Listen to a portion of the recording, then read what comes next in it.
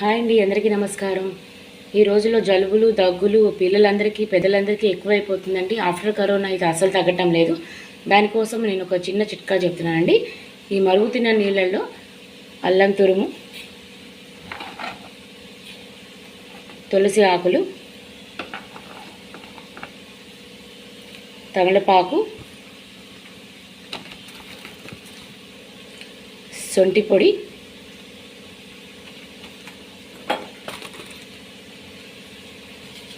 pepper పొడి,